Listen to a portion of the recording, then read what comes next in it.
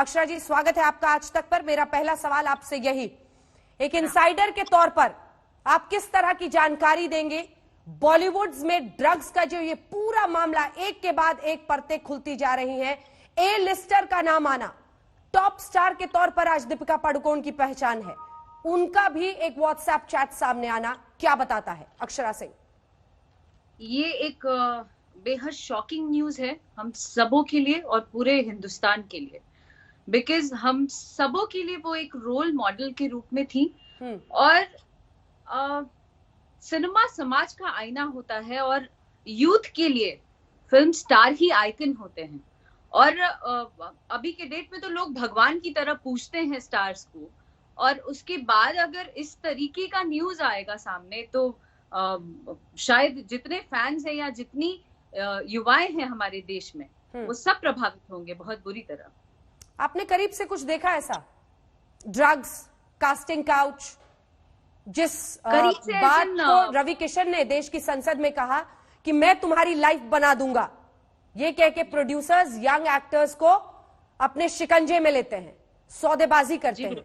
आपका कोई भी ऐसा एनकाउंटर रहा इंडस्ट्री में? जी नहीं, उस तरीके का तो नहीं रहा, लेकिन हाँ, जब मैं सीरियल कर रही थी उस दौरान मैंने काफी सारे लोगों को ड्रग्स लेते देखा भी था, लेकिन कभी उस जगह जाने का जी नहीं हुआ।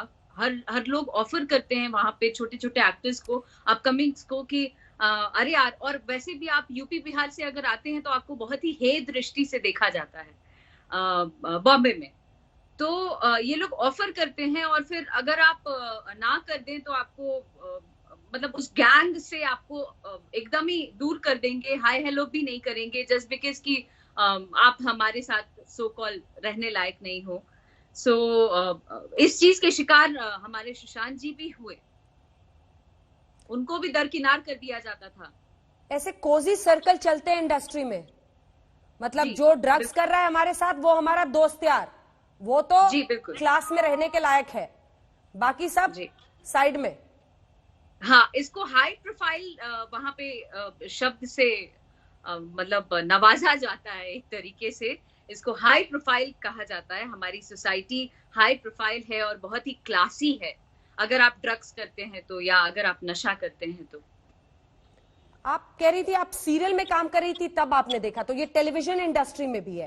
जी, ये टेलीविजन इंडस्ट्री में भी है मैम। ये बॉम्बे में क्या पूरे देश भर में भी चल रहा है बहुत तेजी से, लेकिन बॉम्बे में इसकी पैठ बहुत जबरदस्त है। और मुझे लगता है कि इसमें जो ये गैंग है ना, उस पर जांच होनी चाहिए कड़ी से कड़ी, और जो पेडलर्स हैं उनको पकड़ना चाहिए। और यही हाई टाइम है कि इसका सफाया होना चाहिए, अदरवाइज हमारी देश की युवाएं वो सब बुरी तरह खत्म होंगी और इससे बहुत बुरी तरह प्रभावित होंगी। अक्षरा, इस पर आवाज उठाने की हिम्मत कोई भी यंग स्टार क्यों नहीं कर पाता है? कितने ताकतवर है ये लोग? कैसे रूल करते हैं ये इंडस्ट्री को, जिसकी वजह से कई लोग शायद सकम कर जाते हैं, यानी सोचते हैं कि किसी तरह से इस ग्रुप में घुस जाओ वरना आप साइड में रह जाओगे। कैसा एक बुलिंग का कैसा सिस्टम चलता है इनका, वो बताइए। ये बेहद आश्चर्यजनक बात है कि ये सब एक ग्रुपिज्म हमारी इंडस्ट्री में बहुत ज्यादा एग्जिस्ट करता है, जिसमें इनका एक गैंग बना हुआ है कि भाई हम जितने बड़े लोग हैं वो सब एक तरफ हैं और उनके पीछे पीछे पीछे पीछे ये लोग फॉलो करते हैं कि नहीं, ये जो बोलेंगे वही हम लोग करेंगे। और उसमें से अगर कोई इक्का दुक्का कोई आवाज उठाने वाला पैदा हो जाता है तो उसको एकदम दरकिनार कर दिया जाता है इंडस्ट्री से ही, और जिसका प्रमाण आप काफी दिनों से हम न्यूज में देख पा रहे हैं। जिस तरीके से नाम आ रहा है सामने, आज रवि किशन जी ने संसद में जो मांग की, उन्होंने कुछ भी गलत मांग नहीं की, हमारे युवाओं के लिए मांग की, हमारे देश के लिए मांग की कि ये ड्रग्स पे कड़ी से कड़ी जांच होनी चाहिए, और जितनी भी बड़ी मछलियां हैं हमारी बॉलीवुड इंडस्ट्री में उन पर कार्रवाई होनी चाहिए, ताकि ये जल्द से जल्द ये चीजें समाज से हट सकें। उसमें एक टिप्पणी करना और एकजुट हो जाना इस चीज का गवाह है कि वहां पे एक दूसरे को प्रोटेक्ट कर रहे हैं लोग। क्यों कर रहे हैं? अगर आप गलत नहीं है तो आपको प्रोटेक्ट करने की आवश्यकता क्यों है?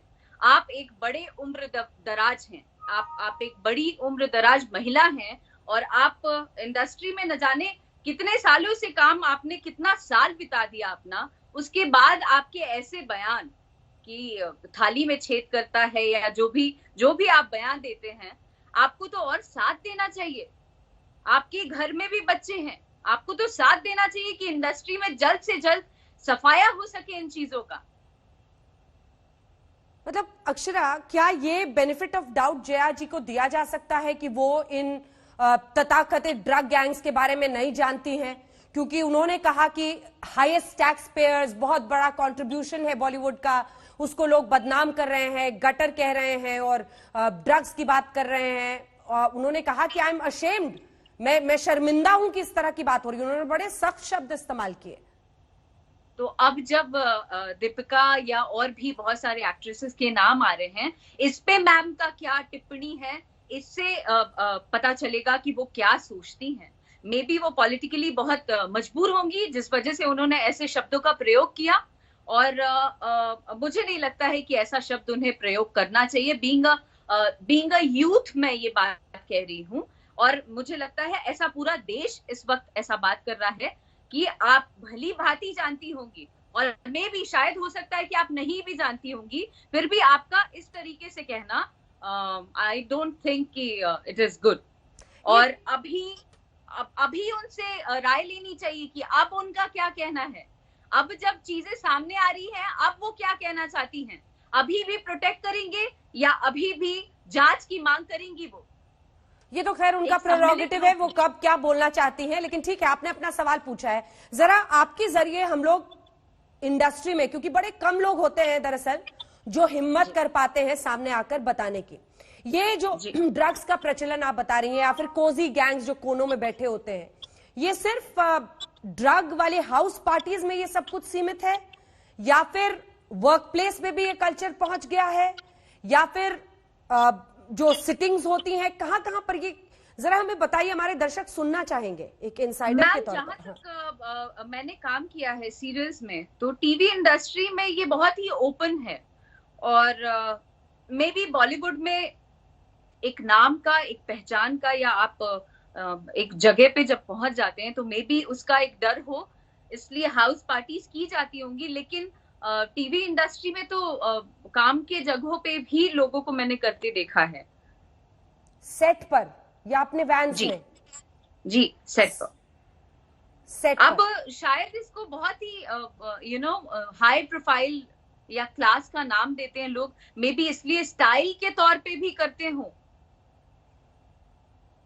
हैश या फिर हाई एंड ड्रग्स भी, हार्ड ड्रग्स जिन्हें कोकेन, व्हाइट पाउडर, ये सब जो होता है, हम लोगों को तो नाम ही नहीं पता है। ये पूरी रिसर्च अभी मैं नहीं जानती हूँ what it is, I really don't know about it.